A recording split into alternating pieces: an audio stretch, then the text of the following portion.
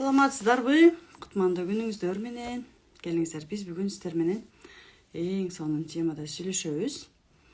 Аң сезимдин 7 кабаты деген эмне? Деги эле бизге анын эмнеге кереги бар жашообузда? Кошулуп баштаңыздар.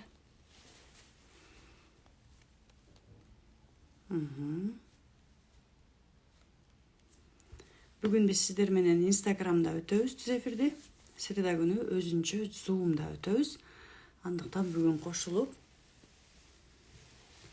өзүңүздөр үчүн пайдалуу сабактарды алып калсаңыздар болот. Кошулуп баштаңыздар. Келиңиздер. Мен сиздерге кандай угулуп жатам? Бул жакта байланышты биринчи текшерип алалы. Байланышты айтып койсоңуздар, эгерде жакшы угулуп жаткан болсом плюс белгисин, жакшы угулбай жатса минус белгисин коюп кетсеңиздер.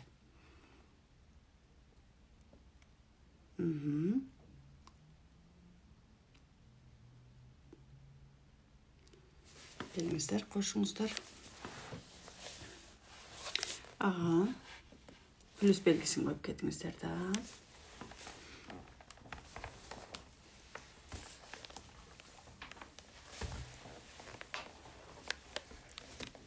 Жакшы угулуп жатасыз дейт да. Сонун. Келиңиздер анда.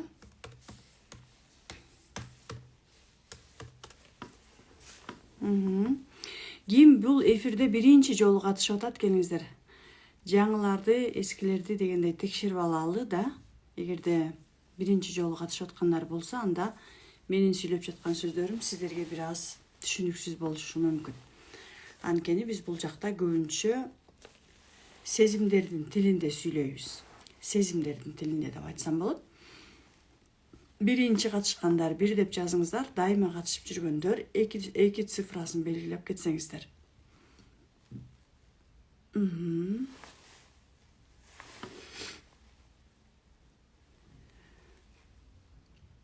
Биринчи катышып аткандар 1 цифрасын, дайыма катышып жүргөндөр 2 цифрасын белгилесеңиздер. Бул жакта жаңы катышкандар дагы бар экен. Да.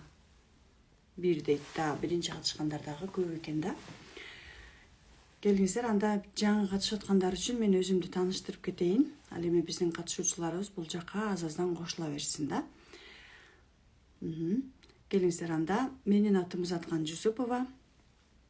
Мен Кыргызстандагы 2020 жылдан бери ушул методиканы Кыргызстанга жайылтып, 21 жылдан баштап өзүм окуп, андан кийин жайылтып, биринчи кезекте өзүмдүн жашоом үчүн колдонуп келе жаткан Кыргызстандагы, айтсам болот, биринчи кванттык психологмун. Кванттык деп эмнеге айтканбыз? Анткени квант деген бул биздин көзүбүзгө көрүнбөгөн микро клетка дегенди билебиз да баарыбыз тең. Ошол клетканын дагы эң майда бөлүктөрү квант деп аталат. Бул физика тилиндеги. Мисалы бизде клетка бар да, и ошол клеткабызда деген өзүбүзгө көрүнбөгөн абдан майда программалар бар. Биздин жөнөкөй тил менен айтканда, ошол программалар жөнүндө иштеген психологиялык сабак деп айтсак болот. Алар биздин сөзүбүздө түшүнүктүү болуш үчүн биз сезимдер жөнүндө айтсак болот. Эмнеге? Анткени биз сезимдер дегенди сүйлөйбүз, бирок айта алабыз, бирок аны көрбөйбүз да. Дайыма айтабыз, жакшы көрүп атканыбызды айтабыз, бирок ал деген сезим аркылуу болгон нерсе, туурабы? Капа болгонубуз бул дагы сезим, көзгө көрүнбөйт да. Ачуубуздун келгени бул дагы сезим, көзгө көрүнбөйт. Дал ошол сезимдер жөнүндө айтылган, дал ошол кванттык психология. Көрсө биздин жашообузда деген дал ошол биздин сезимдерибиз көп нерсени башкарып келгенин биз байкаган эмеспиз. Мен өзүмдүн биринчи билимим Москвадан экономикалык факультетти бүтүргөнмүн. Андан кийин ал жакта Москвада 10 жыл экономист болуп иштедим банкта. Кийин жашоодо бизнеске аралашып жүрдүм.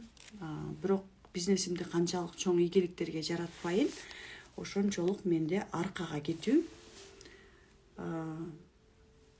кандай десем, сезимдер жактан да дайыма, боль менен дайыма кыйынчылыктар менен жашап жатканда анан изденүү башталды. Менде 2018-жылдан баштап өзүмдү издеп баштадым. Ошол эле учурда бизнес кылып ийгиликтерди жараттым, бирок дагы деле жан дүйнөмдүн ооруганы токтогон жок.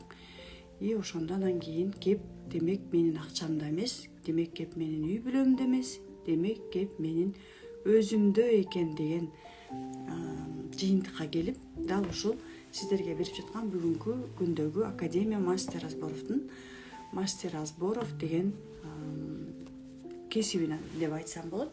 Ошол кесипти окуп бүгүнкү күнгө чейин иштеп келе жатам. Элим менен элге кызмат кылып келе жатам. Жана ошол эле учурда Москвадагы Московский институт психоанализа институтунун быйыл магистратурасында окуп жатам. Быйыл 2-жыл. Буюрса алдыда дагы абдан көп пландарым бар.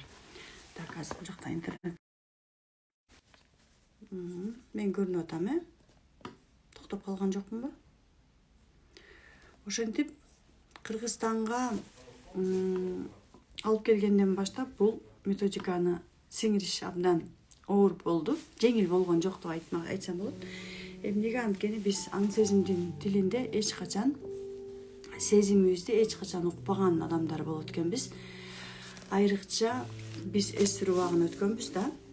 Жакшылап түшүнүп туруңуздар, менин бүгүнкү айтып аткан сөздөрүм биздин мээбиз үчүн аябай оор келет. Биздин анткени бүгүнкү айтып аткан сөздөрүбүз бир аз жогорку вибрацияда болот деп айтсак болот да, энергетикалык жактан жогорку деңгээлде болот. Эгерде биздин энергиябыз ылдыйкы тарапта болсо, биз анда менин айтып аткан сөздөрүмдү көпчүлүгүбүз түшүнбөйбүз. Мен өзүм дагы дал ушундай тепкичтерди басып өткөнмүн. Психологдордун айтып аткан сөздөрүн такыр түшүнчүмөсмүн. Эмнени эле сүйлөп атат дей берчүмүн, отуруп алып күнөөлөй берчүмүн да, мындайча айтканда. Көрсө мен өзүм ушунчалык терең деңгээлде болгон экенмин. Ал деңгээл боюнча мен азыр сиздерге бул жактан бүт баарын жазып, көрсөтүп түшүндүрүп берем.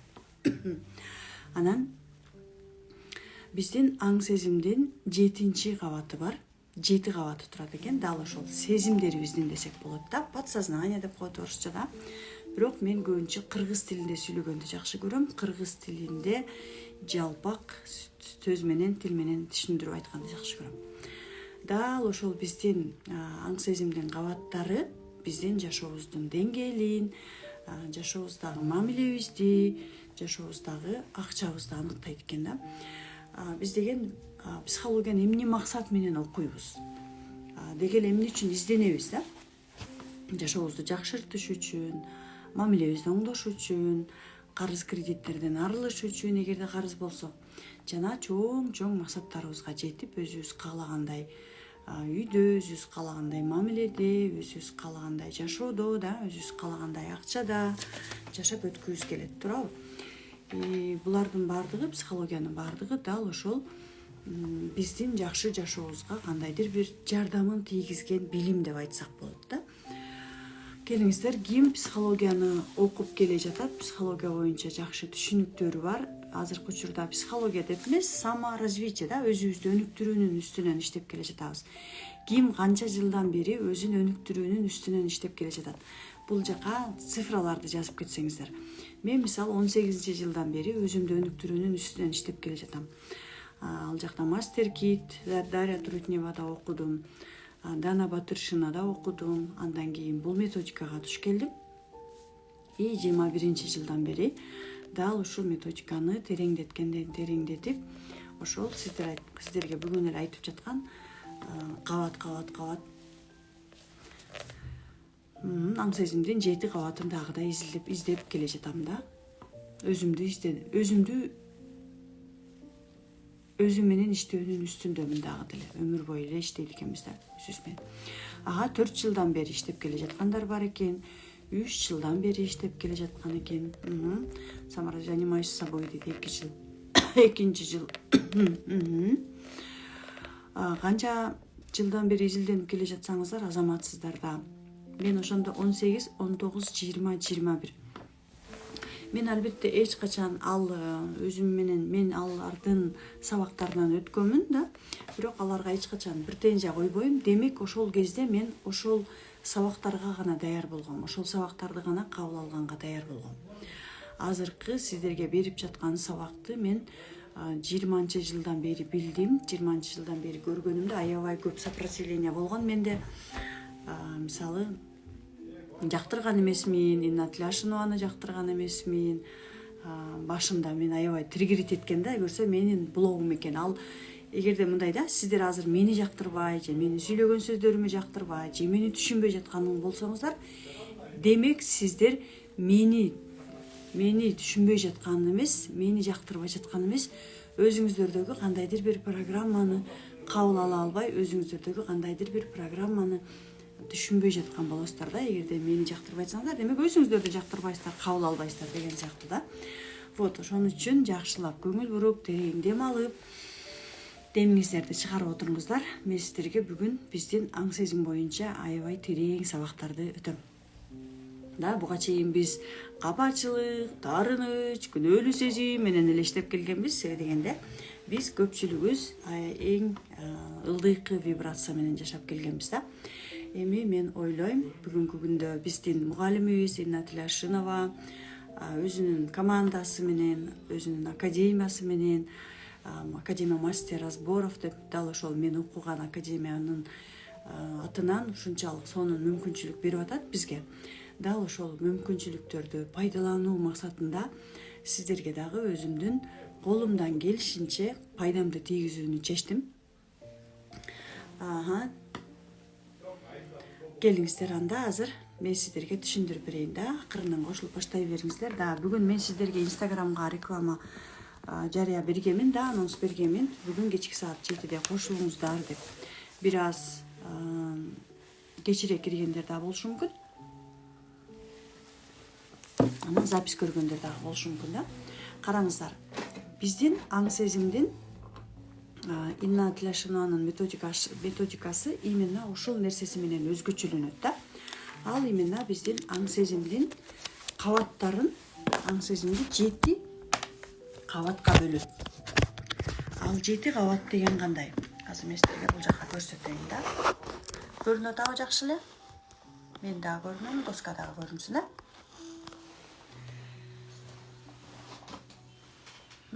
Биздин аң сезим деп айталы да. Подсознание, 7 уровней подсознания деп коет. А мен сиздерге кыргызча түшүндүргөнгө аракет кылайын да, болушунча. Доска көрүнүп атат, Бул жака комментарий жазып, сурооңуздарды берип, же көрүнүп атат, көрүнбөй атат деп жазып туруңуздар мейлүү? Мен өзүм сабак өтө бербейин. Аң сезимдин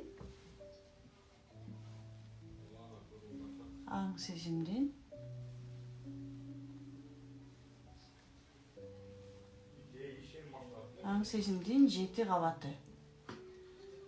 7 кабаты деп эле жасайын. Аң сезимдин 7 кабаты.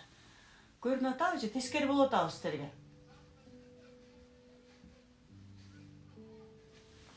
Тескери болуп атат, Аң сезимдин 7 кабаты. Окулуп атабы аң сезимдин 7 кабаты.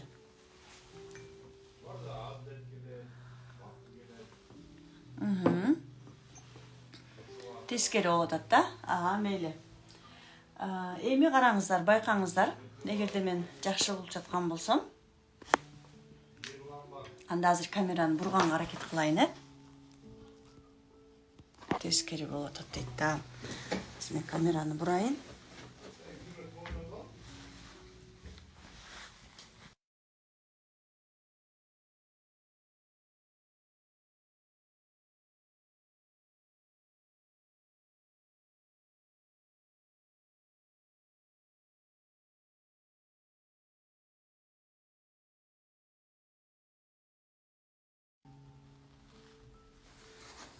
Эми көрүндү.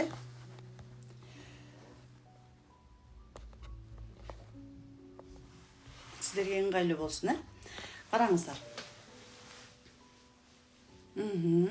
Да. Аң сезимдин 7 кабаты бизде адамдарда, мен сиздердин бул жактан да окуп турам. Биз адамдарбыз да, биз мисалы аны биз көбүнчө денебизде алып жүрөбүз бул нерсени. Кыскараак эле кылайын. Жарымына чейин көрсөтсөм. Көрүнүп атат да? Караңыздар. Биздин аң сезимдин 7 кабаты, биздин денебиз менен сезимдерибиз. Дененин тили бул эмне? Сезим да. Мээнин тили бул сөз деп айтсак болот. Дал ошол биздин аң сезимдин 7 кабаты бар. Бул 7-чи кабат. Бул биздин 1-чи кабат деп коелу да. Бул биздин денебизде жайгашкан. Биздин денебиз менен сезимдерибиз абдан бири-бири менен тыгыз байланышта. Бул 1-чи кабат. 1-чи кабат биздин тегибизге тиешелүү. Так, азыр ровно бөлүп алайын да. Так, 2-чи кабат.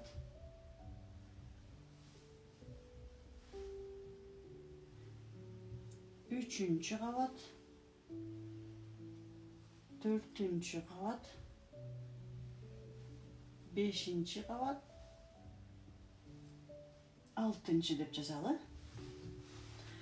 Вот, биздин именно ушул аң сезимдин 7 кабаты бар. Чакра деп айтсак болот, эгерде бул убакка чейин психологияны изилдеп келсеңиздер, анда түшүнөсүздөр да, бизде эмне 7 чакрабыз биздин жашообузга абдан терең таасирин тийгизет. 1-чи чакра бул биздин өзүбүз жөнүндө айтсак болот. Мисалы, бул эмне? Мен деген чакра да.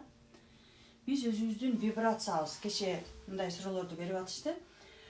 Заткан Жусупова, сен канчанчы кабаттасың, кайсы уровендесиң? Сенин аң сезимиң кайсы уровенде деп суроо берип атышты.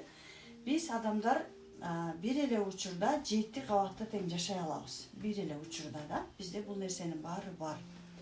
Бирок кайсы учурда биз кайсы кабаттарды пайдалана алабыз. Мисалы, эгерде мен жашоомдо да дайыма бирөөлөргө капа боло берсем.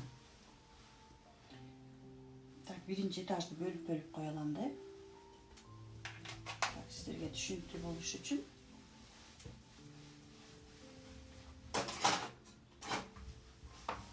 Мындай жазайын дагы.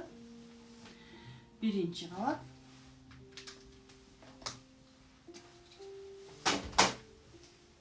1-чи кабат. 2-чи. 3-чү. 4, 5, 6, 7. Кайсы учурда биз 1-чи кабатта болобуз? Кайсы учурда? Өзүңүздөрдүн оюңуздарды жазыңыздарчы. Кайсы учурда биз 1-чи кабатта болобуз? 1-чи кабат деген эмне? 1-чи кабат деген эмне деп айтсак болот? Бул жака оюңуздарды жазыңыздар, мен окуп кетейин. 1-чи кабат деген сиздердин түшүнүүңүздөр боюнча эмне? Жана кайсы учурда биз 1-чи кабатта болобуз? Аң сезимдин эң ылдыйкы деңгээлинде болобуз. 1-чи этажда. Бул 7 кабат үй деп айталы да. Өзүбүздү 7 кабат үй деп элестетип көрөлү да. Кайсы учурда биз 1-чи этажга түшүп кетебиз? Кайсы учурда биз 7-чи кабатка көтөрүлө алабыз? Сиздердин оюңуздар, мен бармын, я здесь деген сезим дейт. Жер кайгырганда, ата-энебизге тарынганда, наалыганда, жертва абалында, ата-эне тек азаматсыздарда, негативде болсок, максаты жок, депрессияда, азаматсыздарда. Минус көбүнчө минус абалыбызда да, кичинекей жаш бала абалыбызда да. Бул биздин именно кимге 1-чи кабатыбыз биздин ата-энебизге тиешелүү. Ата-эне. То есть ата-эне дегенибиз бул биздин жоопкерчилигибизди өзүбүз үчүн албай, бир гана ата-энебиз үчүн. Көп нерсени ата-энебизге оодарып коебуз да. Чындыгында сиздер туура жазып атасыздар. 1-чи кабатта биз капа болгон учурда, бирөөнү күнөөлөгөн учурда же өзүбүз күнөөлүү сезимде жашаган учурда да, күнөөлүү сезим. карыз болгон учурда, жертва болгон учурда сиздер жазып атасыздар да. Жертва. Толтура да. Бул жакта мисалы жоопкерчиликсиз өзүбүз үчүн эч нерсени мойнубузга алгыбыз келбейт. Өзүбүзгө ишенбеген учурда, самооценкабызды ылдый койгон учурда да, менин колумдан эч нерсе келбейт, мен эч ким эмесмин деген сыяктуу да. Жалаң гана негативге түшкөн учурда биз именно энергиябызды бардыгы энергиябыз минус учурда. Эң башкысы бул чакрабыз бизге эмне үчүн керек? Бул чакра бизге эмне үчүн керек? Айтыңыздарчы. Биринчи чакра.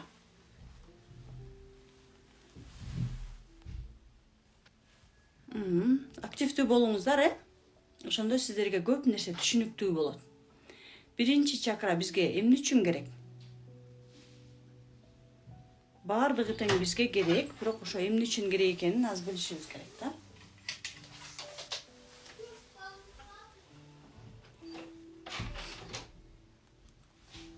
Да. Жаныбызды аман сактап калыш үчүн.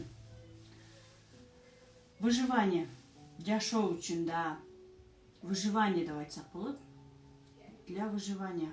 Аман сактап калуу. Жаныбызды аман сактап калыш үчүн. Прям ушинтип эле жазышыбыз керек экен, жашообуз. Жаныбызды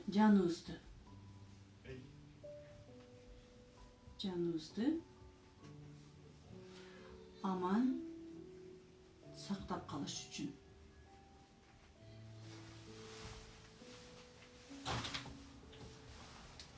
Көрүнүп атат, баары сиздерге.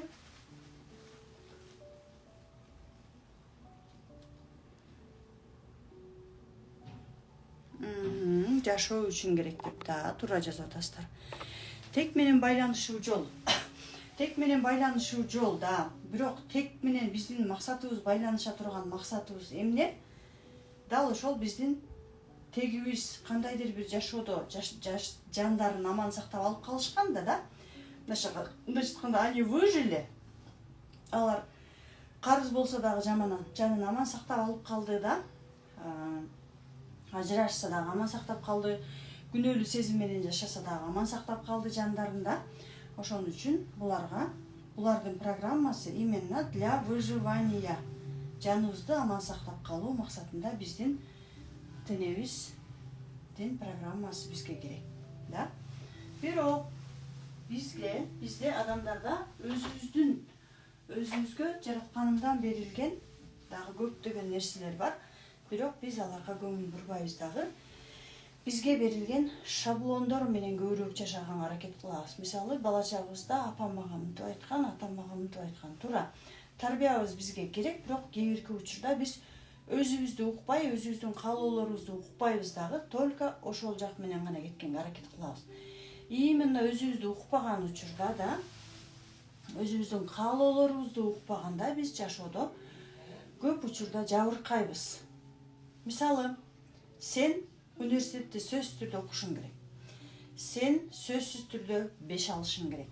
Сен сөзсүз түрдө турмушка чыгышың керек. Сен сөзсүз түрдө муну кылышың керек, тигини кылышың керек. Туура, турмушка чыкпай эмес, чыгышыбыз керек, бирок ошол нерсени кимге кандай болуп чыгкыбыз келет да.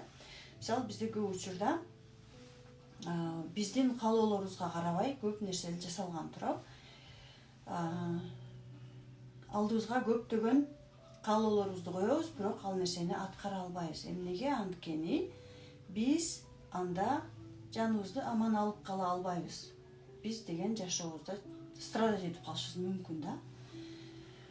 Ошон үчүн биз жаныбызды аман алып калыш үчүн биринчи чакрада көп жашайбыз. Бул эң оор чакра.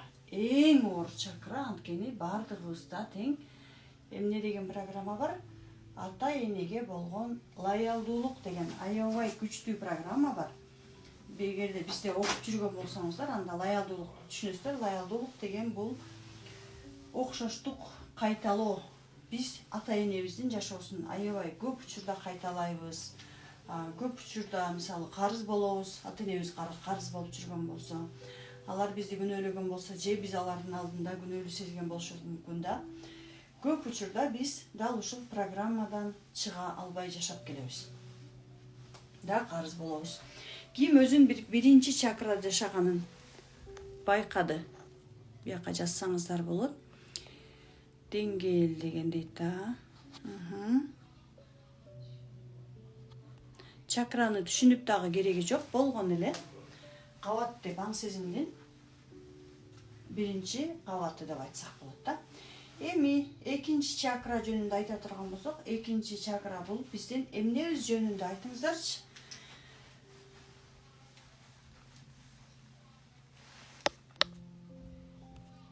Экинчи чакра жөнүндө кимдин кандай түшүнүгү бар? Аң сезимдин экинчи кабаты жөнүндө. Биринчи кабат биздин ата эне тегибизден келген программалар менен жашаган чакра экенин түшүндүк да. Биз ушул убакка чейин трансформация курсун өтүп келдик, жаш өзөгү курсун өтүп келдик, талдоо чебери курсун өтүп келдик, тренажер курсун өтүп келдик да. Именно ошол сабактар эмне жөнүндө болгон? Көп сабактар дал ушул биздин ата эне тегибизден келген программалар жөнүндө болгон. Канча жылдан бери мен ушул сабактарды берип келем, абдан оор бул абалдан чыгыш. Бирок иштесек, эгерде дал ушул программаларды ата энебиз менен терең иштей алсак, анда биз биринчи чакрадан экинчи чакрага көтөрүлө алабыз. То есть биринчи этаждан экинчи этажга көтөрүлө алабыз. А экинчи этаж деген эмне? Экинчи чакра мамиле дейт, мен биринчи чакрадамын дейт.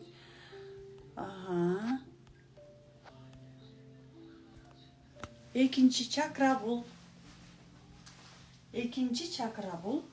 сиздер алдыңыздарга түрдүү максаттарды жазып атасыздар. Туурабы? Мисалы биз жаңы жылдын алдында каалоо жаздык, ниет жаздык да. Ошол биздин экинчи чакра биздин каалоолорубузга өзүбүз уруксат бере турган чакра. Мен каалайм деген чакра. Биринчи чакра мен деген чакра болчу. Да, мен бул ким? Мен ата энемден турам да. Мен ата энемден тургандыктан биринчи чакра бул мен деген чакра. А экинчи чакрабыз биздики экинчи этаж деп койсок болот да. Мен каалайм. Каалайм деп айтсак болот. Просто эле каалайм. Мен каалайм да. Просто эле каалайм. Хочу орусча айтканда.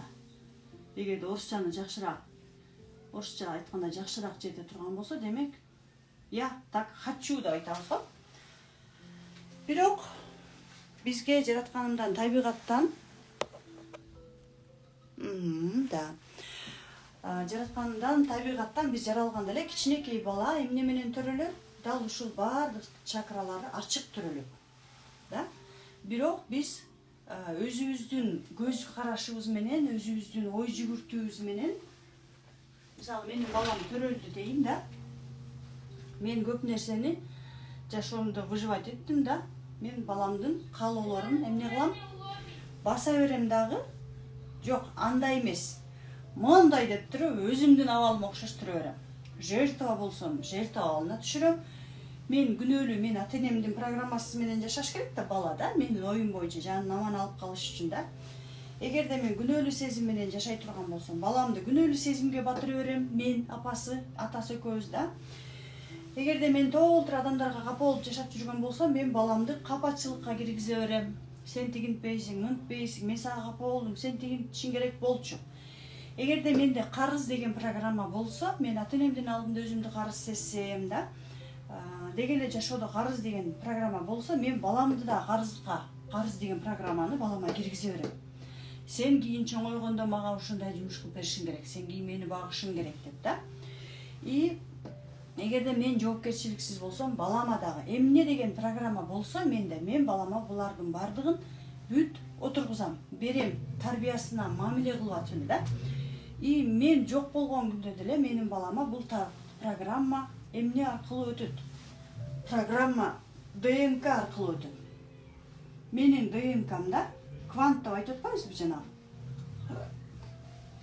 ДНК бул биздин квант, бул көзгө көрүнбөгөн сезимдер. Өтө майда.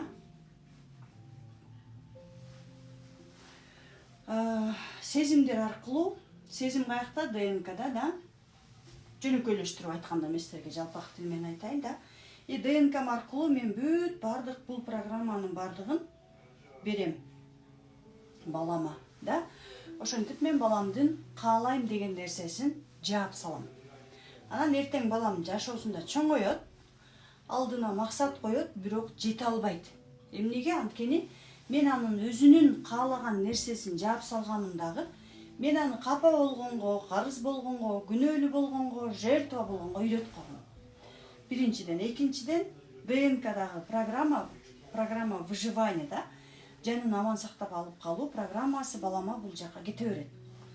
Балама барат, сен апаңдай болуп, атаңдай болуп жаныңды аман сактап калыш үчүн сен деген биздин негизги максатыбыз эмне? Тукумду улантуу да. Тукумду улантыш үчүн сен капа болуп жашашың керек, сен күнөөлүү сезимдер менен жашашың керек, сен эч кимге ишенбешиң керек да. Жана сенин колуңдан эч нерсе келбейт деген программа менен менин балам жашай берет да. Ал өзүнүн каалоосуна көңүл бурбайт. Ал общество, коом, ата-эненин программасы менен жашайт. Эл эмне дейт деп жашайт. Эл эмне дейт деп жашаган адам эч качан каяка алдыга кете албайт. Өзүнүн каалоосуна эч качан көңүл бурбайт. Ошентип бул чакрасы жабык болот. Андан кийинки 3-чү чакрада, бул чакрага өтүш үчүн биз эмне кылышыбыз керек? Айтып атышыңыздар мүмкүн.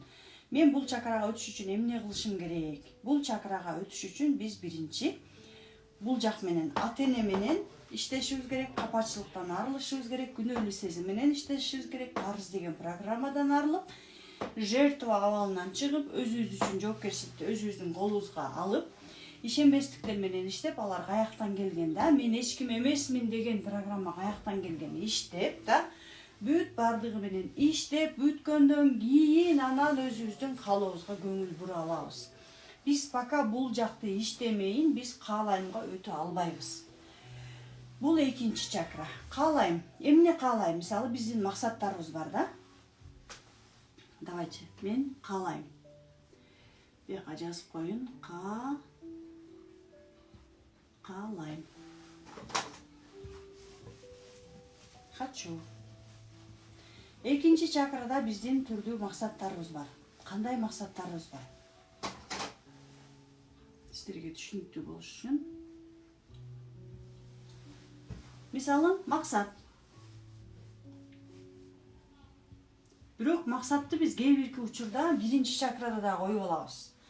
Мисалы, менин атам кичинекей кезимде айтса: "О, кызым, мен сага ишенем. Сен кийин чоңойгондо президент болосуң" деп койсо, мен чоңоем дагы жок эле дегенде бир ак үйдүн бир чекесинде иштеген адам болом. Ал ким үчүн коюлган максат болот?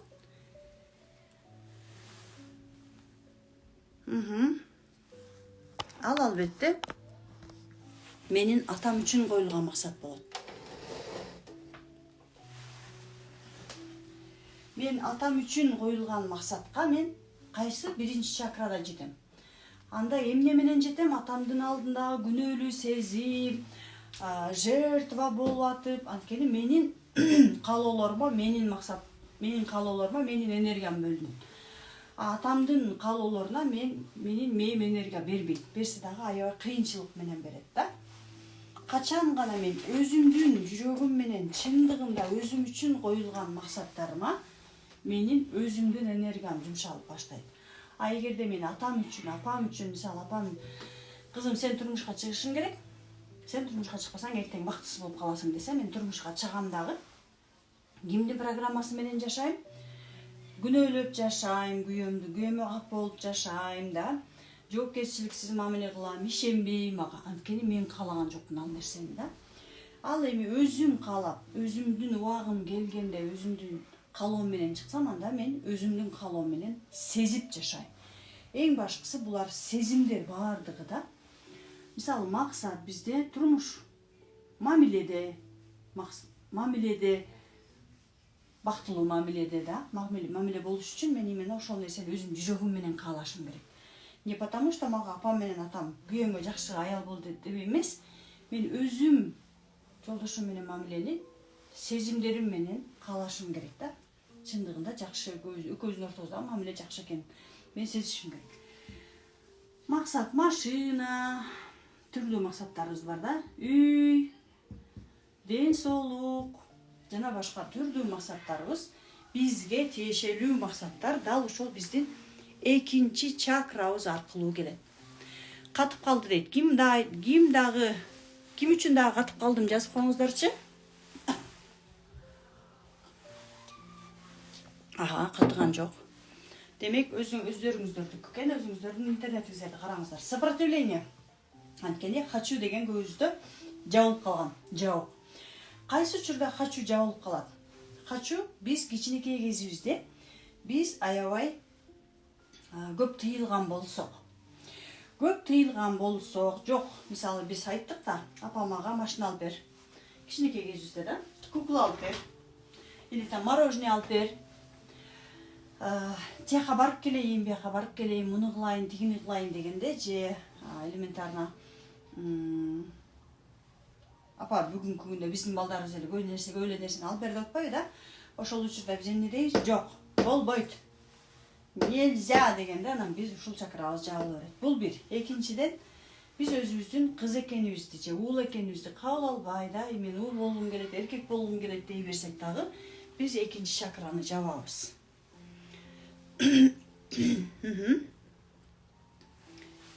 Так, кайраак коюп коеюн, көрүнүп атабы жакшы эле. Каалоолорубуздун баардыгы жабылган учурда биздин экинчи чакрабыз жабык болот дагы. Бүгүнкү күнгө чейин каалоолорубузга жете албай кыйнала беребиз. Да? Эми үчүнчү чакра деген эмне? Үчүнчү чакра бул ишенем. Ишенич чакрасы.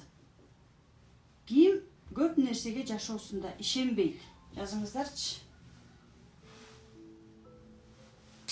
Ишенбейт, максатынын келерине ишенбейт, жашоосунда бактылуу болоруна ишенбейт, максаттарына жетерине ишенбейт, күйөөсүнө ишенбейт, өзүнө ишенбейт, ата-энесине ишенбейт деген да сыяктуу. Жазыңыздарчы, ким дүйнөдө көп нерсеге ишенбейт? Эмне үчүн ишенбейсиздер, жазсаңыздар болот. Вот именно ишенич бул каяктан келет жана ишенич деген бул эмне? Эгерде сиз жашооңузда максатыңызга ишенбесеңиз, өзүңүзгө ишенбесеңиз, жана максатыңыздын аткарылышына деги эле дүйнөдө эч кимге, эч нерсеге ишенбесеңиз, демек бул биздин төрөлгөндөн баштап бизде жаралган сезим. Бул дагы сезим да. Анткени биздин дүйнөгө болгон ишеништин жоктугу, бул биздин апабызга ишеништин жоктугу. Апага болгон ишеништин жоктугу. Эгерде биз бала чагыбызда ата-энебиз бизди таштап кетиши мүмкүн, башка жака бактырышы мүмкүн да. Ошол учурда биз дүйнөгө болгон ишеничти жоготобуз. Же ата-энебиз, апабыз бизге көп нерсени айтты, аткарбай койду да. Бизди көкүрөгүнө кыскан жок, эмизген жок деген сыяктуу. Бул биздин төрөлгөн учурубуздан башталат. Жаңы төрөлгөн учурдан башталат. Ошол учурдан баштап эгерде биз апабыз менен болгон жылуу ортолуктагы байланышты жоготкон болсок, биздин дал ушул үчүнчү чакрабыз иштебейт, жакшы иштебей калат да. Аң сезимдин именно ушул чакрасында болгон ишенич жок. Бул биздин психологиянын тилин айтканда, бул биздин душа, жан дүйнө. Душа чакрасы. Душабыз көбүнчө биздин апабыз менен болгон байланышты билдирип турат. Бул ишенич, караңыздар, мен каалайм, мен ишенем да. Эми 4-чү чакра. Эгерде бизде булардын баардыгында мисалы ишенич жок болсо, эч нерсеге ишенич деген бул ооба мен ишенем, мен баарына ишенем. Мен көп нерсени каалайм дей берсек, нет. мээ менен эмес, бул жакта бизге сезим менен керек. Сезим менен. Жүрөгүбүздөн чыккан, жан дүйнөбүздөн чыккан ишенич болуш керек. Эгерде бизде сезим менен ишенич жок болсо, анда биз эч нерсени тарта албайбыз, келерине да ишенбейбиз. Алдыбызга бир чоң максат койдук, бирок ишенбей эле турабыз ага. Да? Ал сезим болуш керек. Мен ушул нерсени каалап атам деген сезим, мен ушул нерсенин келерине ишенип атам деген сезим, чувство, сезимдерибизди ойготобуз, мээни уктатабыз азыр. Мээнин бизге азыр кереги жок. Түшүнүктүү айтып атамбы сиздерге?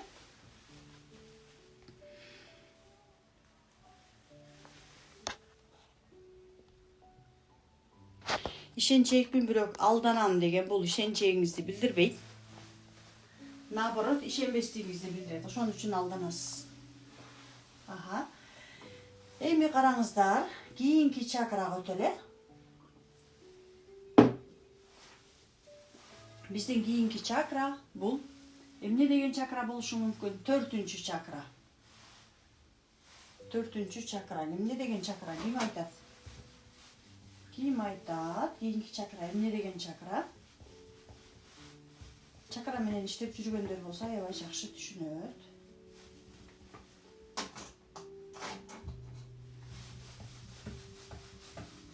Кийинки чакра эмне деген чакра? Жазыңыздар комментарийге.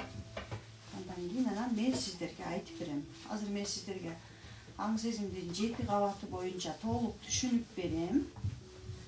Андан кийин кантип 1-чи кабат менен иштейбиз, кантип 2-чи кабат менен иштейбиз айтып берем,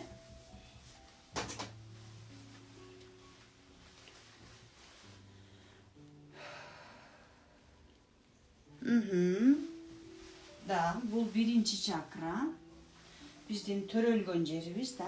2-чи чакра биздин маткабыз, 3-чү чакра биздин душа, 4-чү чакра, 5-чи, 6-чы, 7-чи чакра деп койсок болот, да. Ой, 2, 3, 4, 5, 6. 1, 2, 3, 4, 5, 6 эле чакра кылыппыз, биз. Бияка 7 чакра. 7-чи чакраны бияка жазып койсок болот. 6, 7.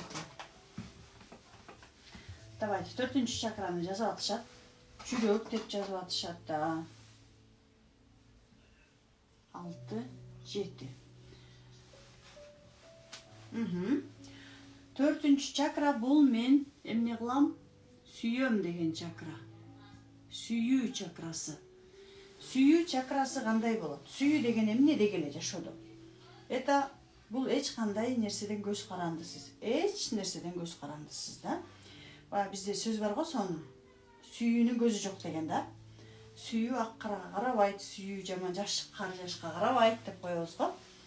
Вот сүйүү безусловно эч кандай шартсыз сүйүү. Мисалы биз өзүбүздүн балабызды шартсыз сүйөбүз, да? Биздин дал ушул 4-чү чакрабыз кайсы учурда иштебейт, жабык болот. Кайсы учурда кээ бир адамдар бар. Мен бул дүйнөдө сүйүү бар экенине ишенбейм деген адамдар бар. Аха, айтыңыздарчы. Ким сүйүүгө ишенбейт? Мен ушундай адамдардын мурун аябай көп окучумун, да. Мен бул дүйнөдө сүйүү бар экенине ишенбейм деп деген адамдарды көп окучумун. Көрсө ал учурда мен да өзүм да ишенчү эмес экенмин, да, сүйүүгөчү. Сүйүү деген эмне экенин бир такыр башкача эле мындай мээбиз менен эле элестетип алабыз, да. Сүйүү бул баткак дейт. Баткактан кор азап дейт. Мен ишенем.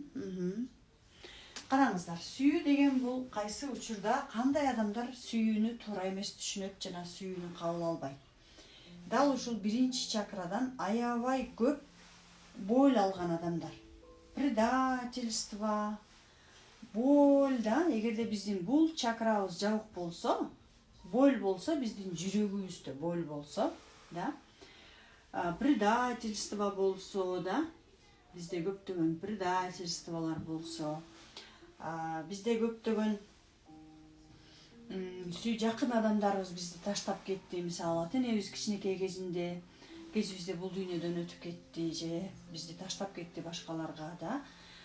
же бизди жакындарыбыз ата энеден башталат. Биздин азыркы жашообуздагы предательдер болсо, алар биздин өзүбүздөгү бар программаны эле көрсөтө берет да. Көп адамдар бизди капа кылды, тарынтты да, дал ошол биздин капачылык, тарыныч болгон учурларда биз бул чакраны эмне кылат экенбиз? Көрдүңүздөр, кайра келип эле баардыгы именно биринчи чакрага байланышкан. Биринчи чакрага эле байланыша берет. Эмнеге? Анткени именно ушул чакрадан биздин жашообуз башталганда, ошон үчүн биринчи чакра менен аябай көп иштешибиз керек. Эгерде кыз кишини айталы же эркек кишини да, мисалы кыз кишинин жүрөгү жабык болсо, жашоодон аябай көп боль алса да, ушунчалык оор, кыйын күндөрдү өткөргөн болсо, бул чакрасын жабат дагы дүйнөгө эч нерсе сыртка чыгарбай калат. Бизнес кылса дагы бизнес алдыга кетпейт. Анткени жүрөгү жабык, сүйүү жок. Бизнес кылган адамдар сүйүү менен кылат. Эмнеге? Анткени мен бүгүн канчалаган товарларды чыгарам дагы, ал товарларымды эртеңки күнү элге берем, сатам. Адамдар ал товарларды колдонушат дагы, жашоосунда колдонот. Мисалы, бул досканы чыгарган адам деле сүйүүсү менен чыгарды да. Туура мен акчага сатып алдым, бирок караңыздар, мен бүгүн кандай сонун нерселерди сизге айтып көрсөтүп түшүндүрө алдым да. Бул дагы сүйүүсү бар ишкердин чыгарганы.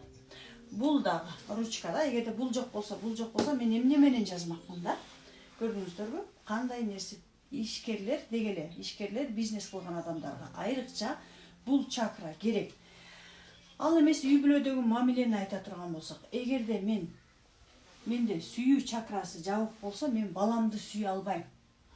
Жолдошумду сүйө албайм. Жанымдагы адамдарды сүйө албайм. Алардан мен эмне ала берем анын ордуна?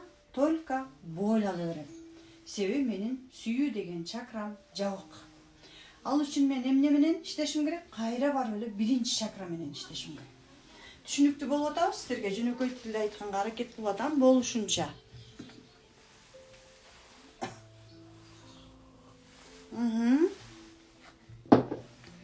Жүрөгүбүздү кантип ачабыз деген сонун суроо келиптир да. Аны мен азыр сурооңуздарга дагы бул жактан түшүнүк берем, хорошо? Так, көрдүк да. Ал үчүн сүйүүнү, жүрөгүбүздү ачыш үчүн биз эмне кылышыбыз керек? Больдон арылышыбыз керек, предательстводон арылышыбыз керек, капачылыктан арылышыбыз керек. Ошондо биз бул жакка кайрылганда биз бул жактагы больдорду кетире алабыз. Бардыгы келип эле биздин биринчи чакрага такала берет да. Эми кийинки чакра, мен бармын деген чакра. Я есть, мен бармын деген.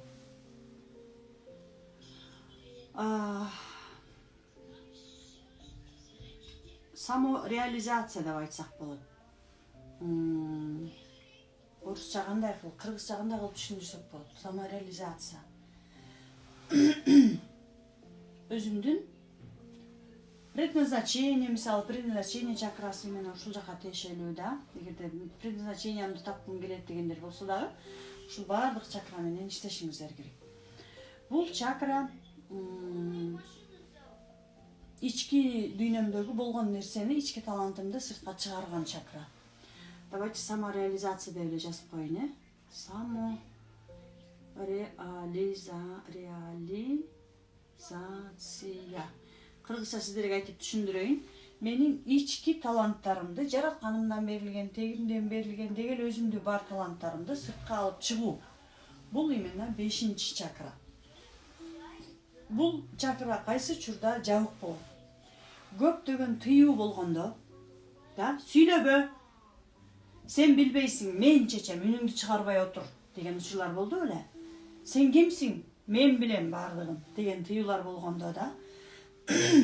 Корккон учурларыбызда, көптөгөн сөздөр айтылбай калган учурларда да. Мисалы, өзүбүздүн оюбузду сыртка чыгарып айткандан коркобуз. Коркуу деген именно мындай коркуу да. Оюбузду айткандан коркуу.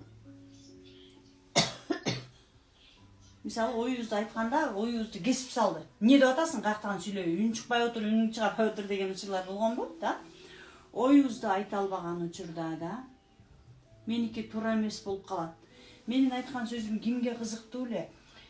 Мен эч кимге кызык эмесмин да.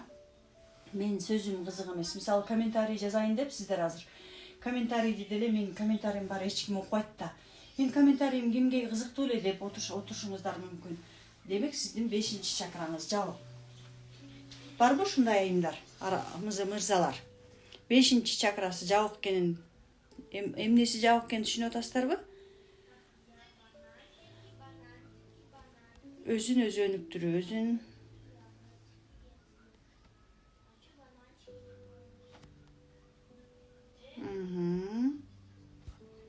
да, сонун именно көптөгөн тыюу, өзүбүздүн оюбузду айта албаганда, именно ушул 5-чакра бул биздин тамагыбызда. 5-чакра жабык болгон учурда көп адамдар эмне менен оорушат?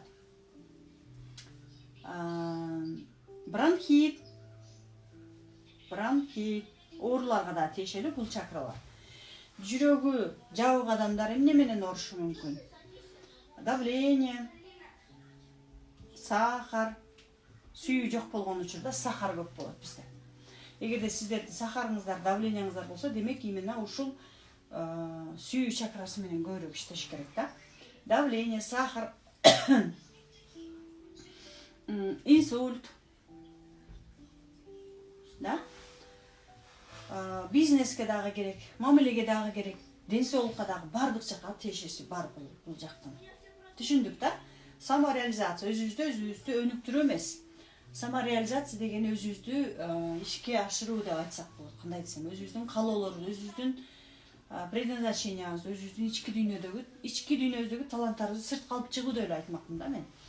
Тыюу да, именно көп тыйылган учурда дагы биз бул нерсени айта албайбыз. Мисалы, кичинекей кезибизде наоборот бизди азаматсың, мен сенин колуңан келет, мен ишенем, туура айтасың, ооба сеники туура деген болсо, демек биз 5-чакрабыз ачык болот.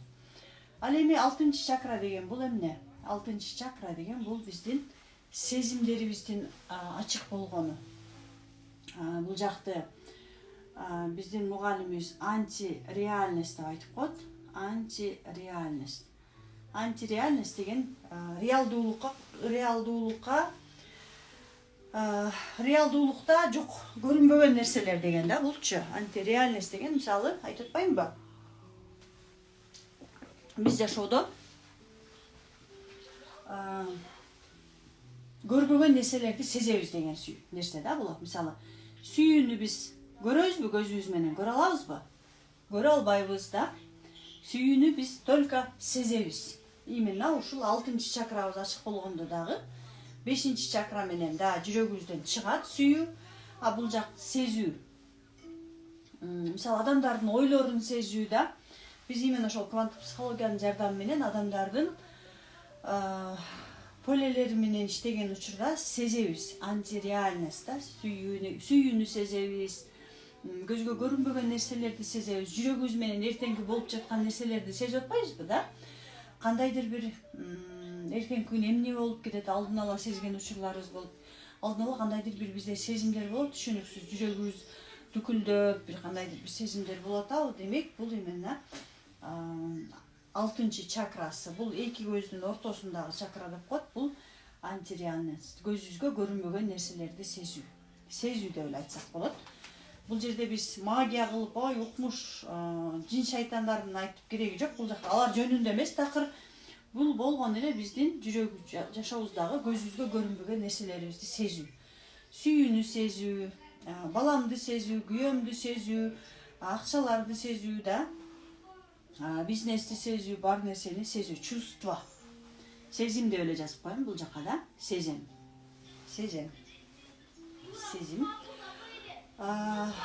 Бул 7-чакра, түзүүчү деп айтсак болот, түзүүчү. Эгерде мен бул чакралардын бардыгы менен иштеп, мен каалайм, мен бармын, мен каалайм, мен ишенем, мен сүйөм, мен өзүмдүн таланттарымды ишке чыгара алам, сыртка чыгара алам, мен сезип жашайм десек, демек мен өзүмдүн жашоомдун түзүүчүсү боло алам. Менин жашоом менин колумда экендиги үчүн өзүмө толук жоопкерчиликти өз колума алганда, анан мен өзүмдүн жашоомдун автор своей жизни. Мен өзүмдүн жашоомдун авторумун деп жазып коеюн сиздерге. Түшүнүктүү болуш үчүн да. Мен өзүмдүн жашоомдун түзүүчүсүмүн. Түзүүчү, кыргызча түзүүчү. Түзүүчү. Мен өзүмдүн жашоомдун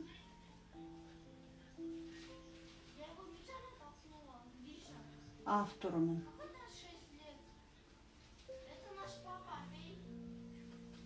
Да, көрдүңүздөрбү? Ушундай бизде 7 чакра бар. Эми ушулардын баардыгын биз качан ишке ашыра алабыз? Ар бир адамдын жашоосу анын өзүнүн колунда. Качан гана ал адам эмне болгондо? Адам өзүнүн жашоосун өз колуна качан ала алат? Ал өзүнүн бар экенин билгенде да, ата-энеси бар экенин аларга ыраазычылыкка келгенде, өзүнүн каалаганын билип жатканда, ишенгенде көп нерсеге да, сүйгөндө, өзүнүн таланттарын сыртка чыгара алганда, сезгенде ал адам өзүнүн жашоосунун автору болот. Өзүнүн жашоосун өз колуна ала алат. Эми бул чакралардын баардыгын биз кантип ишке ашыра алабыз? Айтып атпаймынбы? Заткан Жусупай, сиз кайсы уровеньдесиз деп сурап атышат мени да. Биз айтып атам, баардыгыбыз бир эле учурда баардык уровеньде боло алабыз. Мисалы, мен бүгүн бирөөнү күнөөлөп, капа болуп жаткан болсом, мен автоматтык түрдө бул чакрага түшүп кетем. Эгерде мен өзүмдүн каалаган максатым, мен мондай кылам, я вот ошону мен точно жасайм деп, өзүмө ишенич менен мамиле кылып, каалаганымды айтып атсам, мен точно өзүмдүн каалоомду айтсам, демек мен экинчи чакрада болом. Эгерде мен ишенип жатсам, да, мен ошол максаттарым точно аткарылат, мен ушул нерсени жасай алам десем, мен үчүнчү чакрада боло алам да. Эгерде мен жүрөгүмдөн чыккан сүйүү менен элиме кызмат кылып жатсам, демек мен бул чакранын баардыгы бир эле учурда бизге керектүү чакралар. Эгерде жок, мен алдыма кеткениме ишенбейм, мен максатыма ишенбейм, мен адамдарга ишенбейм, ой алар деген мындай, тигиндей деп жатсам, анда менин бул чакрам жабык болот. Демек мен бул чакра менен, эмне менен, кайра эле бул жак менен иштешим керек. Боль болсо, жертва болобуз көп учурда да. Мисалы, мен мурун жертва менен жашап келгем. Демек мен балалыгымда көп боль алганым, то есть ал биздин боль дегенде сөзсүз түрдө жанчы урган эмес. Мамиледе, апа менен болгон мамиледе, ата менен болгон мамиледе сезим, чувство болбогон учурда бизде боль болот дагы. Биз бүгүнкү күндө эч кимди жакшы көрө албайбыз, эч кимди сүйө албайбыз, анын жолдошубузду сүйбөйбүз, күнөөлөйбүз да. Ошентип жашай беребиз. Карыз болобуз, анын баардыгы кайра эле биринчи чакрага түшүп кете беребиз да. И анын баардыгы менен, булардын баардыгы бизде бир эле учурда иштейт, бирок биз дайыма ишенич менен да, дайыма каалообузга жетип, өзүбүз каалаганыбызга ишенип, сүйүүбүз менен мамиле кылып, мамиледе, үйдө, сыртта, жумушта сүйүүбүз менен мамиле кылып, өзүбүздүн каалаганыбызды сыртка чыгарып, жашообузду сезип, ыраазычылыкка келип да, и өзүбүздүн жашообузду өз колубузга алыш үчүн биз биринчи кезекте биринчи чакра менен иштеп башташыбыз керек. Түшүнүктүү болуп атабы сиздерге?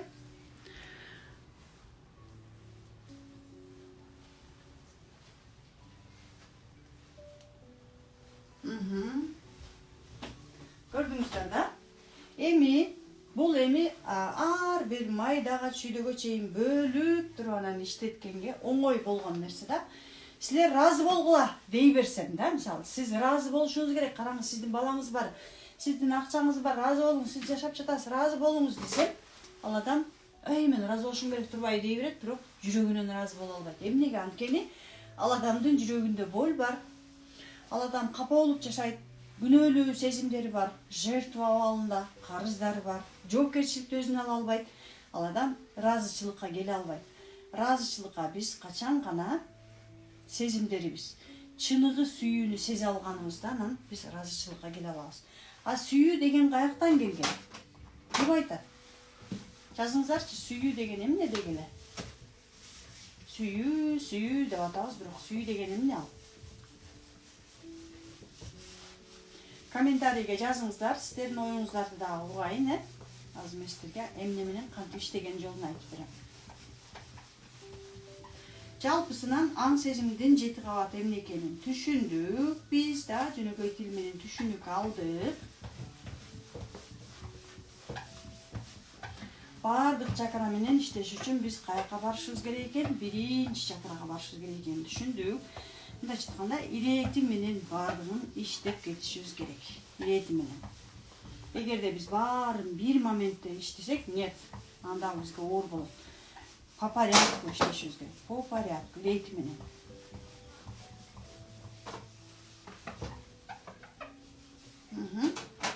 Кана сүй деген эмне жаздыңыздарбы?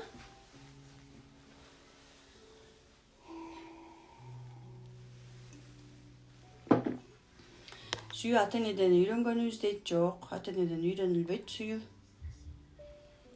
Сүйүү бул бактылуулук, сезим. Сүйүү бул жаратканымдан келген сезим. Чувство бул жараткандан берилген сезим, ал көзгө көрүнбөгөн сезим да. Биздин ата-энебиз качан отуруп алып биз үчүн сезимдерибизди жасады эле. Нет. Бул мен бир гана айта алам. Кудайдын кудурети менен келген бир сезим да. Адамдардын колунан келбейт бул нерсе. Биздин жүрөгүбүздөгү сүйүү бул биздин жараткандан бизге берилген сезим. Бир өзгөчө сезим болот го бир. Бул бир гана жаратканымдан келген сезим. Эми караңыздар. Азыр.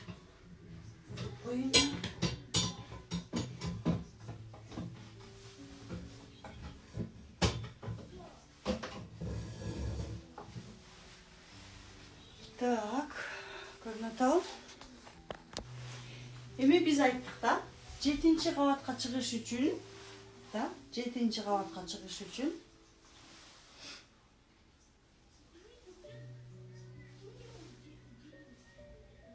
жетинчи кабатка чыгыш үчүн 6, 5, 4, 3, 2, 1. 7 кабат бар экенин түшүндүк да. Бул аң сезим биздин. Аң сезим. Биз биринчи кезекте эмне менен иштеп алышыбыз керек? Биринчи кабат менен. Бул биздин эмне деген кабат? Бул биздин ата, эне, тек программасы.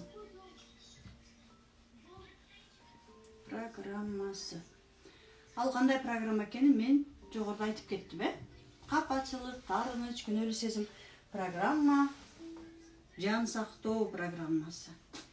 Жаныбызды аман алып калуу үчүн биз эмне максат менен алабыз? Тек программасын жаныбызды аман алып калыш үчүн. Жаныбызды аман алып калыш үчүн биз ата-эне тек программасы бизге автоматтык түрдө берилет. Жаныбарларда деле мисалы да.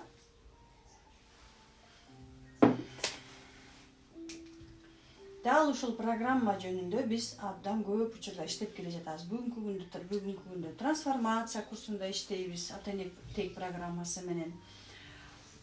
Аябай көп адамдар дал ушул программада жашайбыз. Мындан өдү жогору чыгыш биз үчүн абдан оор болот да. Ушул программадан арылсак, 2-чи, 3-чү, 4-чү, 5-чи, 6-чы, 7-чи программага чыгыш оңой болот. Мисалы, мени канчанчы үрөйүндесиң деп атат, мен бардык үрөйүндөмүн. Бардыгында бармын. Өзүмдүн каалоолорума көңүл бурам. Ишенем, да? 4-чү, сүйөм, чындыгында сүйүү менде ойгонгон, мурун андай эмес болчу да. 6-чы чакра, өзүмдүн оюмдун бардыгын сыртка айтып, сиздерге жеткирип жатам да. Экранга чыга албасаңыздар, өзүңүздөрдү телефонго тарта албасаңыздар, элдин астына чыгып сүйлөй албасаңыздар, демек сиздердин 5-чи чакраңыздар жабык да. 6-чы чакра сезем, полени сезем, адамдар менен иштешип атканды сезем жана менин жашоом бир гана менден көз каранды экендигин мен билем. Демек, мен бардык чакрада бар. Бирок кээ бир учурда 1-чи чакрага да түшүп кетем.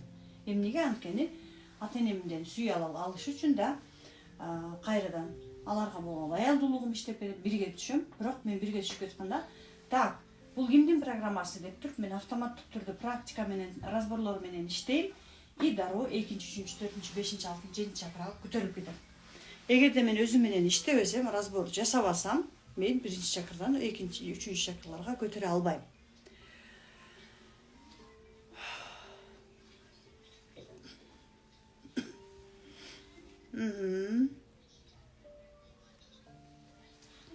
Ата-эне тек программасы да, түшүндүкпү? Эми караңыздар.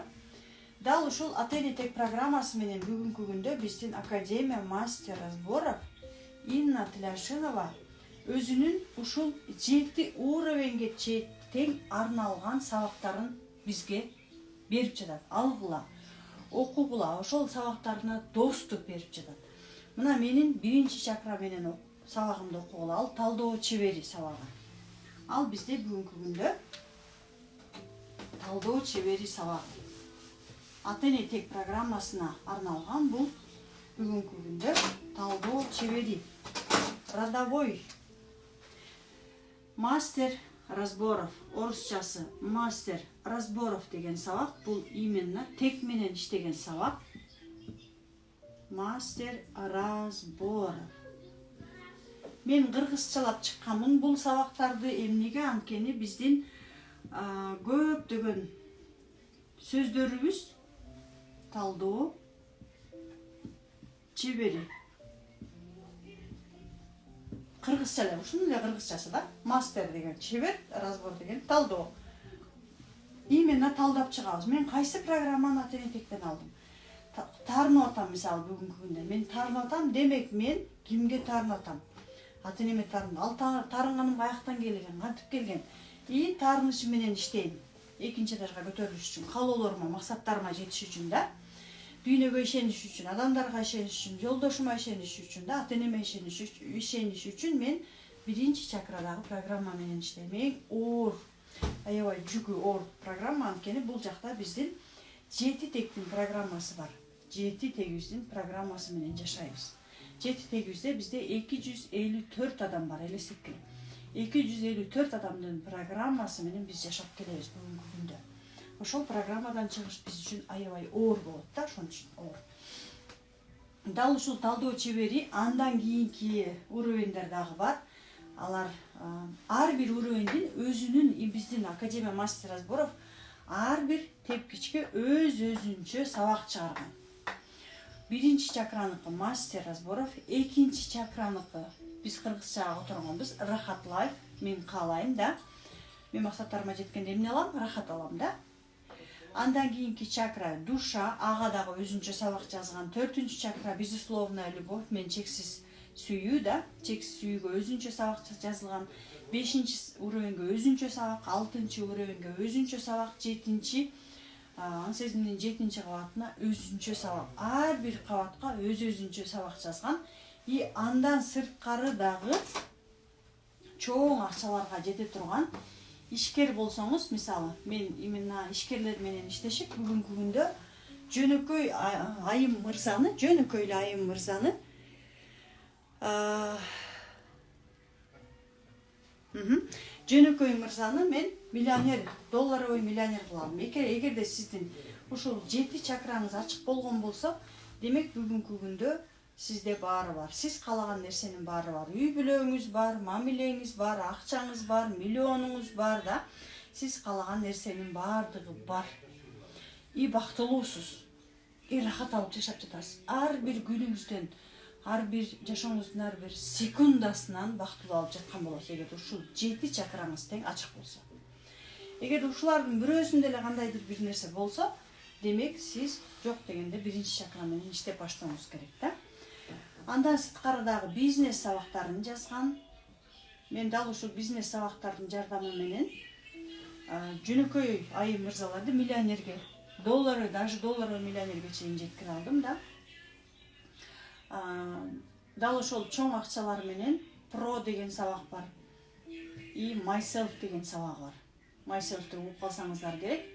Myself бул именно дене менен иштейт. Бул жакта бир Айым жазып атпайбы, мен бардык чакрам ачык экен, демек мен спортко барышым керек экен.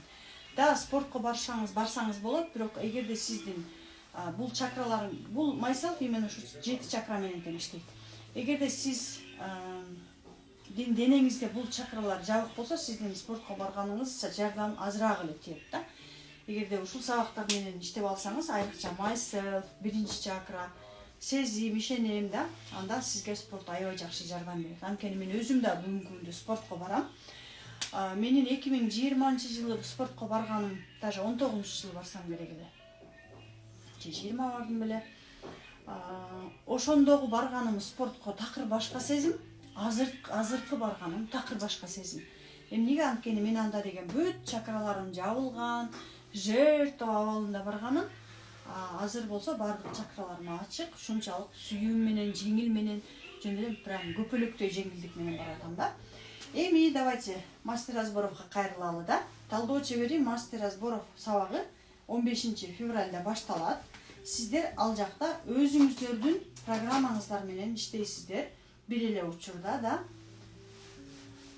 Так. Буларды азайтайын. Сиздердин азыраак маалымат кылайын. Мастер разборов 15 февралда башталат. Талдоо чебери деген эмне деп түшүнбөй жатышыңыздар мүмкүн да. Бүгүнкү күндө мен ал жөнүндө айтып кеттим көп сабактарды. 15 февралда башталат. Эгерде сиздер өзүңүзгө талдоо чебери сабак курсуна келип окусаңыз, анда сиз мастер разборов боло аласыз. Бир эле учурда өзүңүздүн родовая 1 чакраңыз менен иштейсиз. И бир эле учурда именно биздин Академия мастер разборовтан жазып кетейин. Академия мастер разборовтун автору Инна Тляшинова. Академия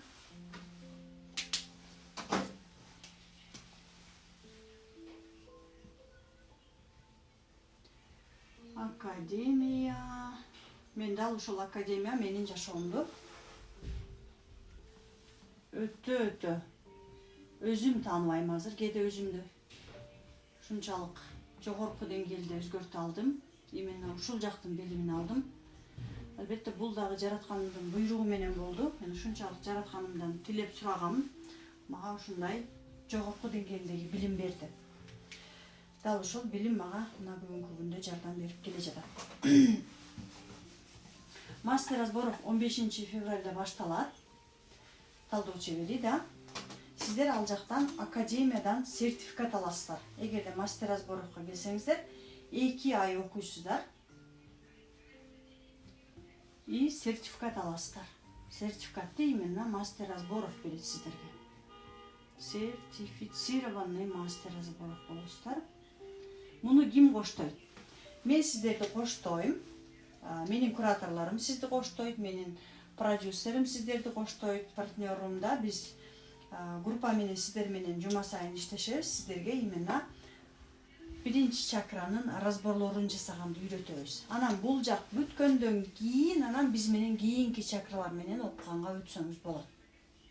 Бизнеске иштейм десеңиздер, бизнес окусаңыздар болот. Myself'ты окуйм десеңиздер, myself'ты окусаңыздар болот. 2 чакра мен максаттарыма оңой жетким келет десеңиздер, 2 чакранын сабагын окусаңыздар болот. Ар бир чакранын өзүнүн сабактары бар. Плюс 10 сабак бар жалпы. Азыр талдоо чеберинде дал ошол 1 чакра менен иштейсиздер. Көрүнүп атабы?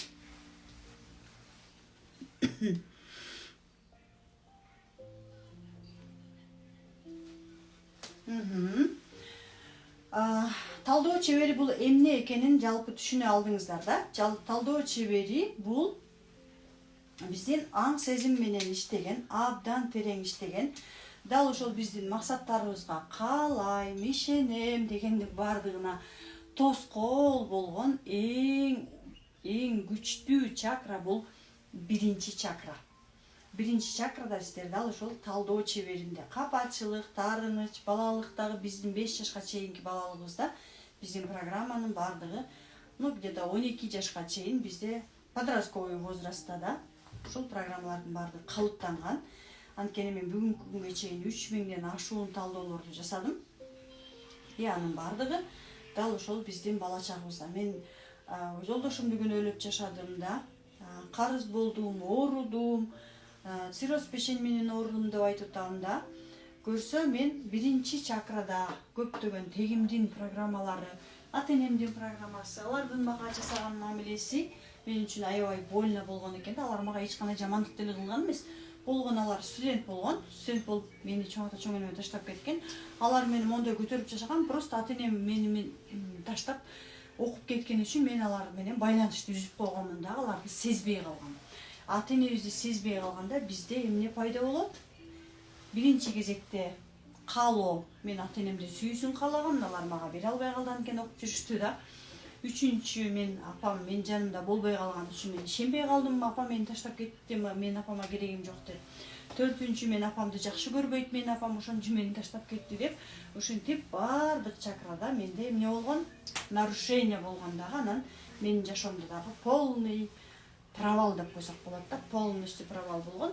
А качан гана мен ушул билимди полностью изилдеп окуп чыккандан кийин бүгүнкү күндө мамилем Кудайга шүгүр, өзүмө болгон мамиле орундан айыктым. Ар тараптан прям ден соолук, мамиле, акча, предназначение баардыгын тең жеңе алдым. Кудайга шүгүр да. Жана талдоо чеберине келсеңиздер, сиздер дал ошол биринчи чакра менен иштеп, баардык чакрага пайдасын чоң тийгизген сабак менен окуйсуздар. 15 февралда башталат. Баасы жана толук маалымат боюнча бул жакка номерлериңиздерди калтырсаңыздар, жеке катка биздин менеджерлер сиздер менен байланышат дагы, сиздерге толук маалымат берет. Жана бизде среда күнү Zoom болот. Zoom'да ал жакта жеке өзүңүздөр үчүн өзүнчө маалымат беребиз. Именно талдоо чебери болом дегендер, мен бүгүн сториске ссылка калтыргам, ошол жакка өтсөңүздөр, талдоо чебери боюнча дагы кенен маалыматтарды беребиз. Кандай окуйсуздар, төлөмдөрдү да кандай кылып жеңилдетсек болот, анын баардыгын боюнча сиздерге бүт маалыматтарды берип жана жардам беребиз да. Анан буюрса 15 февралдан баштап уже сабактарды ачып, академиянын сабактарын ачып, академиядагы сабагын берет. Бул жакта академиянын сабагына доступ берилет. Мастер разборов деп орусча сабакка доступ берилет. Бул жакка орусча сабак доступ берилет. Академия мастер разборовдун өзүнүн сабактары бар. Бул жака мен сиздерге түшүнүктүү, оңой түшүнүш үчүн да азыркыдай жөнөкөйлөтүп айтып берем. Ал жакта дагы бул жакта кыргызчалап койгонмун. Именно ошол кыргыз тилиндеги сабактарга дагы доступ ала аласыздар. Түшүнүктүү да.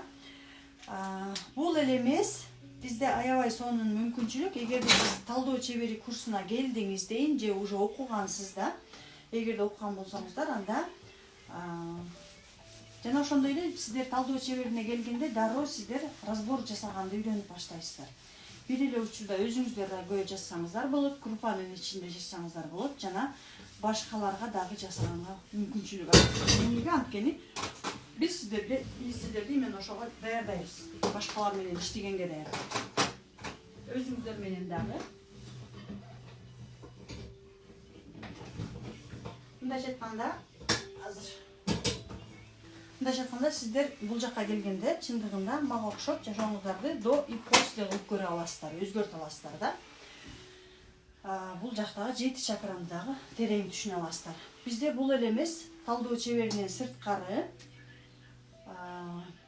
Академия мастер разборов Инна Тыляшинованын бүгүнкү күндө абдан сонун дагы продукциясы сунушталып жатат. Талдоо чеберинен сырткары дагы амбассадорство деген бул насаатчылык. Амбассадор деген эмне деп жатышыңыздар мүмкүн. Бул амбассадор деген бул сиз мындайча айтканда Академия мастер разборовдун элчиси боло аласыз. Мен бүгүнкү күндө өзүм генеральный амбассадормун. Амбассадор бул насаатчылык. Насаатчылык дегенде мен бул жакта сизди коштойм. Мен бүгүн Академия мастерин разборовдун ген амбассадорумун. Генеральный амбассадору. Заткан Юсупова деп коюн да.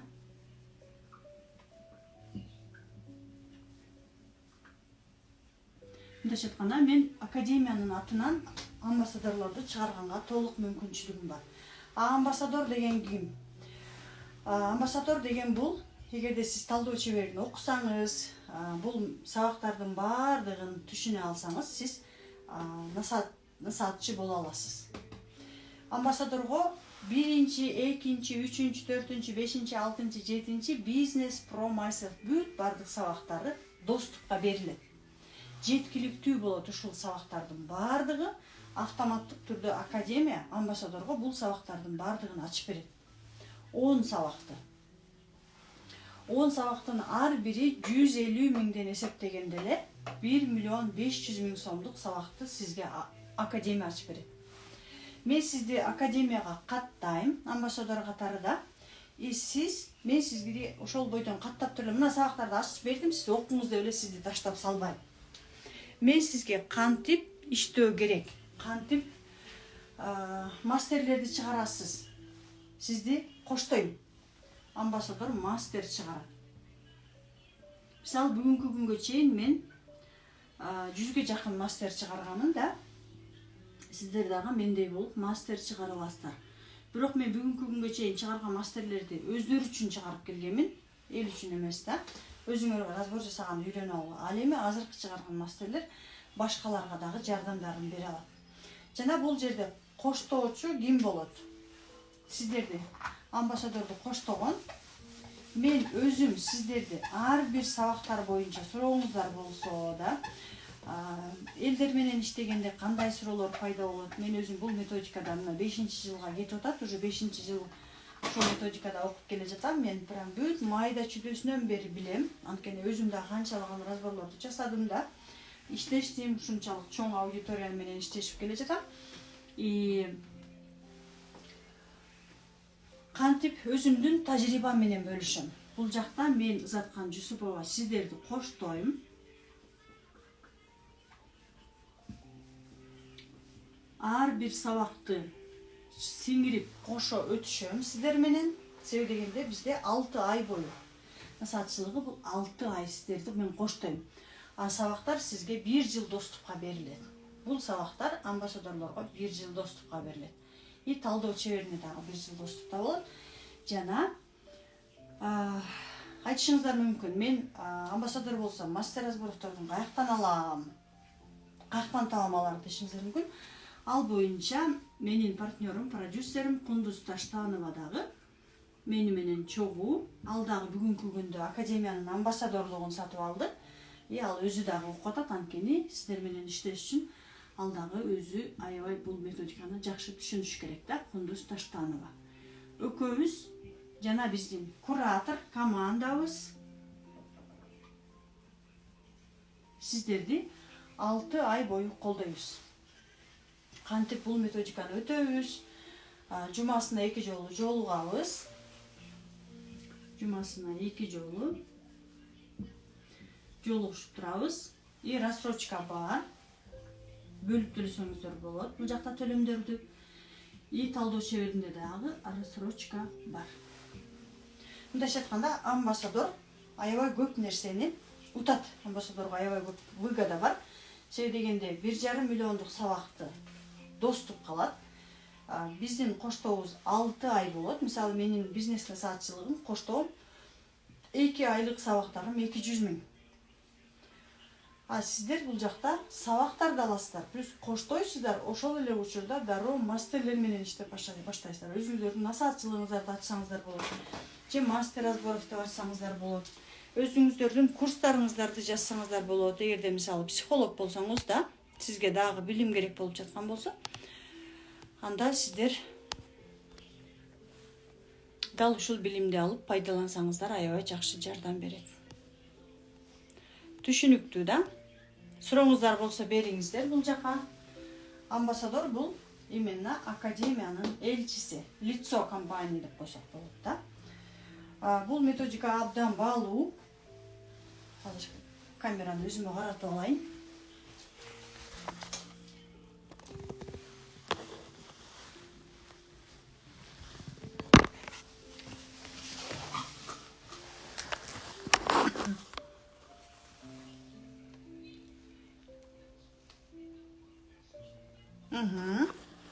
Ben görünüp atam. Жатканайым сизге менин мээ капканымда ачылышы болчу билимди бишенип атам дейт да. Чындыгында азыр мен сиздерге айтып өткөн баардык чакра боюнча иштеген билимдер бир да жакта жок. Жалпы иштеп коюшу мүмкүн, бирок мен өзүм психологияны 18, 19, 20, 24 жыл бою окудум. 4 жыл бою кандай гана психология менен окуганыбызда бизде аябай көп трансформациялар болот дагы, көптөгөн кыйынчылыктарды башыбыздан өткөрүп баштайбыз. И дал ошол учурда өзүбүздү коерго жер таппай калабыз, чындап айтканда. Аны психология менен окуган айым мырзалар аябай жакшы түшүнүшөт.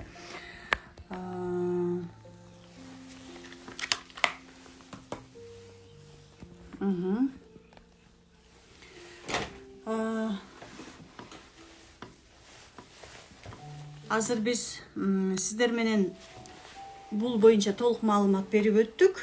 Эгерде дагы кенен маалымат алгыңыздар келсе, анда жеке катка директиме, менин директиме номериңиздерди калтырсаңыздар, ал жактан дагы менеджерлер байланышат дагы сиздерге дагы толук маалымат беришет. Анан ушул среда күнү сиздер менен биз Zoom өтөбүз. Ал жактан дагы кенен маалыматтарды беребиз. Жалпысынан бул сабактар бир эле учурда өзүбүзгө, бир эле учурда биздин жашообузга, бир эле учурда биздин башкаларга дагы кызмат кылганыбызга аябай жакшы жардам берет да.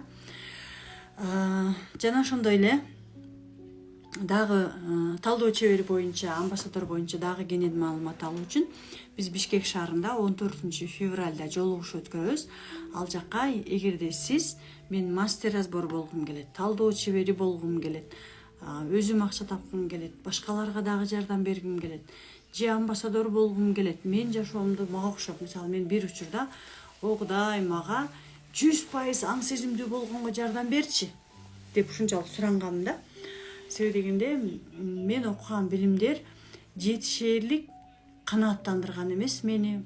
Кандайдыр бир нерсеге барып эле анан кийин такалып эле билим күчтүү деп күчтүү эле болгон, бирок чеги менен болгон да. Көкөйтө бир нерсе чекке барып эле такала берген да. Бул жактагы билимде чек жок. Чек жок. 7, 8, 9, 10, 11 болуп эле кете берет да. Чек жок. Көрсө мен окуган сабактардын баардыгы эле мен ошол биринчи чакра менен эле барып эле биринчи чакрага такалып беришкен да. Ошондуктан айымдар, бүгүнкү күндө мырзалар деп айтсам болот да. Бүгүнкү күндө сиздер үчүн ушундай сонун мүмкүнчүлүктөр берилип жатат. Көрсө билим бул биздин жашообузга ачкан шамчырак, жашообузду көрсөтүп турган жашообуздагы жолубузду көрсөтүп турган шамчырак боло алат экен да. Караңгыда кетип аткан болсок, бизге билимсиз биз караңгыда жыгылабыз, чалынабыз, адашабыз да, ыйлайбыз, капа болобуз дегендей коркобуз да, ошол сыяктуу. Билим бизге жарык экен. Мен өзүм дал ошол билимдерди билимдин аркасынан мына 18-жылдан бери изденип эле келе жатам. Кудайга шүгүр, быйыл уже 8-жылга баратат. Мен каалаган нерсенин баардыгы аткарылды. Мен бул билимге биринчи кезекте мамилемди оңдош үчүн келгем. Үй бүлөмдү сакташ үчүн келгем. Анткени мен 10-жылы турмушка чыккам, 30га чыкканда. Ошого карабастан мен күндө күйөөмдү күнөөлөп, капа болуп жолдошума таарынып жашап келгемин да. Анан ажырашам деп жашап келгемин да, чыкканда үй бүлөм кылдын учунда эле жашап келген. Уже болбой калган мен. Все, уже не могу. Все, мен бул үй бүлөдө жашай албайм. Так мага эч ким эч нерсе деле кылган эмес, жолдошум деги эле бир колун көтөргөн эмес мага. Сөзү эле мага ушунчалык оор тийген да. Анан ушул мамилемди оңдосом, ички дүйнөм эмне гана жумуш кылбайын, жан дүйнөм эзиле берчү. Кудайга шүгүр, бүгүнкү күндө внутренний покой менде бар. Жолдошум менен мамилем аябай сонун, жогорку деңгээлде оңдой алдык. Биздин азыр жашообузда эмне бар, эмне жок, эч нерседен көз каранды эмеспиз. Эң башкысы мен бармын, жолдошум бар, балдарыбыз бар, бир туугандарыбыз бар, ата-энебиз бар. Баары тынч, бизде баары болоруна ишенебиз, мамилебиз эң сонун жогорку деңгээлде, эч ким эч кимди күнөөлөбөйт, мен жолдошумду күнөөлөбөйм. жолдошум мени күнөөлөбөйт, ар ким өзү менен өзү. Ошол эле учурда жолдошубуз менен мамилебиз начар болгон учурда биз кимди күнөөлөп, кимден чыгарабыз? Балдарыбыздан чыгарабыз да. Жолдошторубузга айта албаган сөздөрүбүздү, ачууларыбызды биз балдарыбыздан чыгарабыз. Мен балдарымды жанча бергем. Бүгүнкү күндө балдарым менен жакшы мамилем, өзүмдүн сүйүктүү жумушумду аткарам. Ден соолугум Кудайга шүгүр. Мына ушул методикада өзүм менен окуп, өзүм үчүн окуп, башкалар үчүн жардам берип аткан учурда биз көп учурда эмне кылабыз? Сливать этпейбиз да. Мисалы окуп туруп эле кетип калсак, анда бул билимди пайдаланбай калышы мүмкүн эле да. Мен окуп, ошол эле учурда башкаларга дагы жардам берген үчүн мен постоянно бул билимди тереңдетип окуган үчүн бул амбассадор үчүн аябай мүмкүнчүлүк да. Канчалык окуган сайын мен өзүм үчүн дагы өзгөрөм, өзүм үчүн дагы трансформациялам, мен өзүм үчүн дагы дайыма разбор алып турам. Мен разборсуз мисалы жашоомду азыр элестете албайм. Себеби дегенде мен кайра эле эгерде разбор кылбасам, кайра эле каяка биринчи чакрага түшүп кете берем. Дайыма биз түшүп чыгып турабыз да.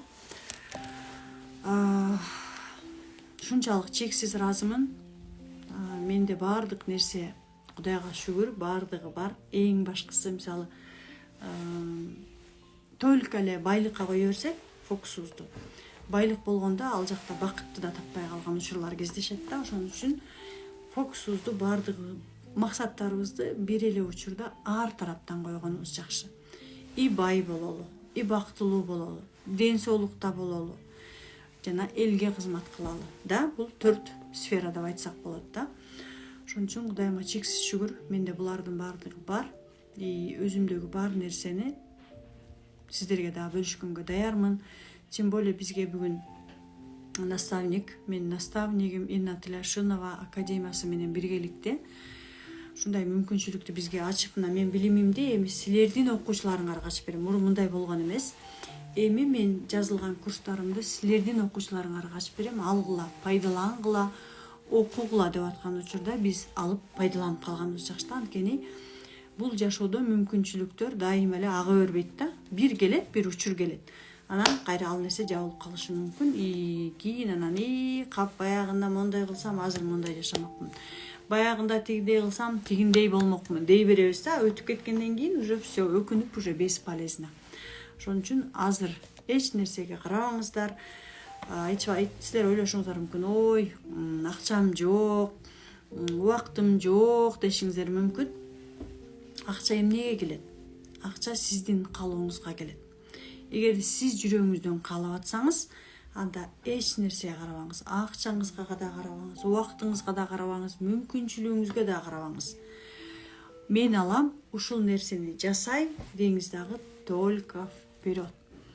Аласыздар, пайдаланасыздар. Сиздер келгенден кийин бизде баардык бүгүнкү күндө айтып өткөндөй эле талдоо чеберинде баардыгын сабактарды аласыздар, окуйсуздар, пайдаланасыздар. Пожалуйста, результат сиздердин колуңуздарда. Ошон үчүн айымдар, мырзалар, сурооңуздар болсо бериңиздер, бул жака жазыңыздар.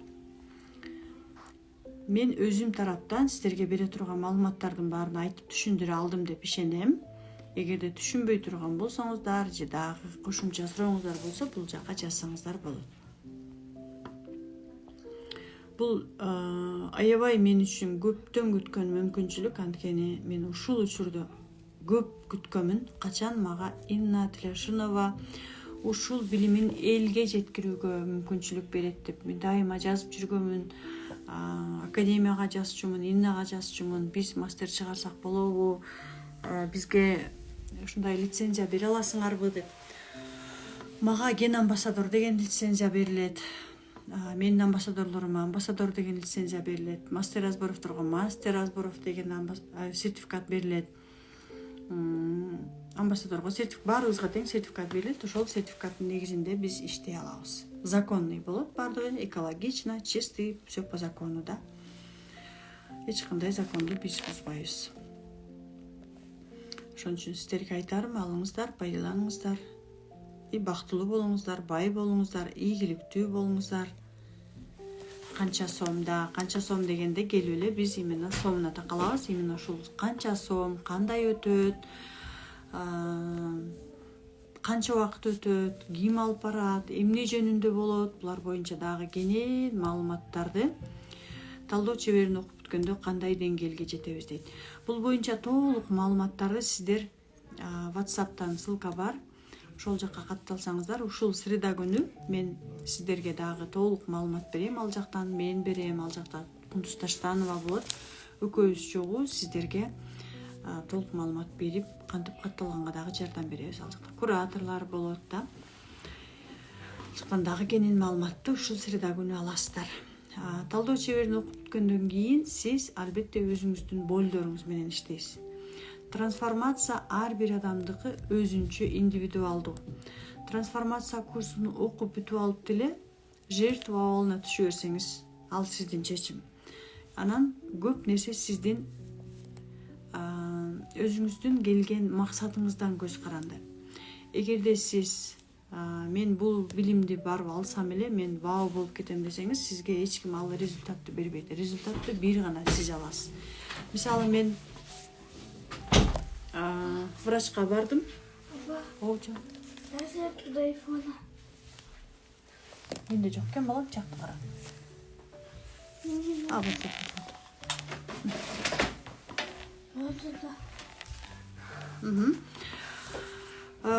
Эгерде сиз талдоо чебериндеги баардык разборлорду жасап да, ошон үчүн өзүңүздүн ниетиңиз менен келиңиз. Мен талдоо чебери курсуна окуйм, мен жашоомду ушундай кылып өзгөртөм деген ниет менен келсеңиз, өзүңүзгө жоопкерчиликти алып. Жана айтып атпадым беле? Биринчи жоопкерчиликсиздик бул биринчи чакрада. Демек сиз биринчи чакрадасыз да дагы делечи. Уровениңиз низкий. Одан низкий уровеньде да. Караңыздар. Канчалык биз сайын биз жаш баланын позициясында болобуз дагы. Апа, мага муну алып берчи, апа тигини алып берчи. Мен мындай кылсам, сен мындай кыласыңбы деп, мындай өзүбүз үчүн эмес, жоопкерчиликти ата-энебиз үчүн берип коебуз дагы, анан өзгө жоопкерчиликти албайбыз. Өзүбүзгө жоопкерчиликти алган учурда бизде баары болот. Результат болот. Автоматтык түрдө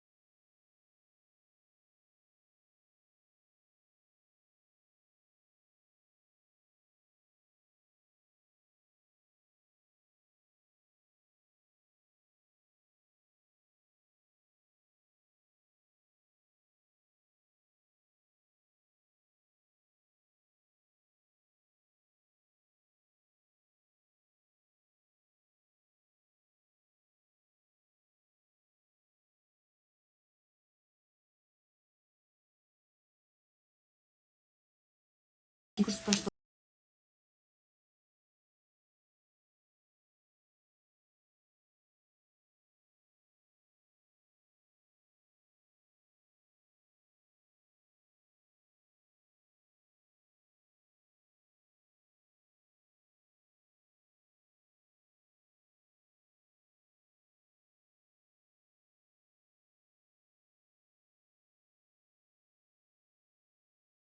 алмастыр. Эгерде талдоо чеберин бул убакка чейин өткөндөр бар, бизде бизнес насаатчылыкта өткөндөр бар.